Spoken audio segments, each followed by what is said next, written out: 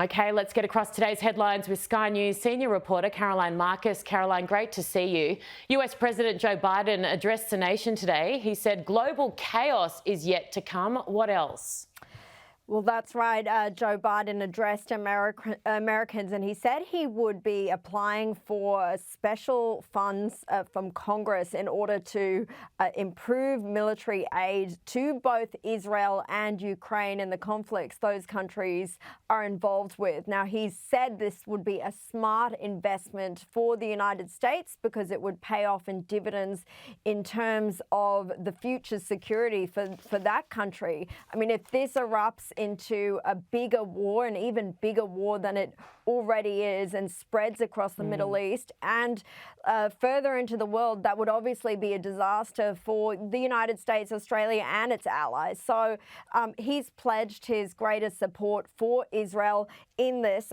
He also said, Erin, that he still maintains hope and wants people to maintain hope for peace in the area and a two-state solution, although it's becoming increasingly hard to see how Israel can live peacefully side by side with at least in the Gaza Strip, people, Hamas, who want their entire destruction and who will come in and kill them and behead their babies. I think that's a question a lot of Israelis are now asking. They've tried many times to strike peace deals. Each time they've been refused by the Palestinians.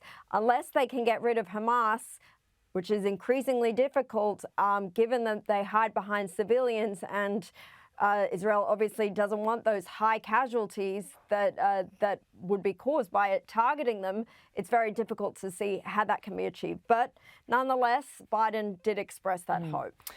Caroline, an announcement comes as Xi Jinping and Vladimir Putin have friendly, and I use that term, well, not lightly, talks in Beijing. What does that all mean? Yeah, well, this is happening on the sidelines as the world is sort of distracted by what's happening rightfully with it in the Middle East and watching really carefully that doesn't explode into something bigger. Russia and China and their leaders are meeting over in Beijing, and they pose for a photo, shaking hands. I mean, I think they're using this opportunity to strengthen their relationship, which is troubling. British Prime Minister Rishi Sunak has also backed Israel. He visited as well overnight, promising to stand by them in their darkest hour.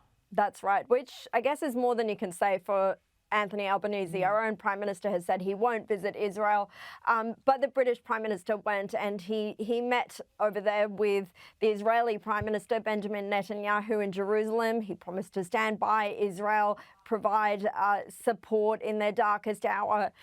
He also did praise the efforts, the latest efforts to let in humanitarian aid, which is something many countries have been calling for because the civilians in Gaza haven't had access to that, which is desperately needed. He also did go on to meet with the Crown Prince of Saudi Arabia, Mohammed bin Salman, and he encouraged him to use his leadership in the region to help maintain peace more widely.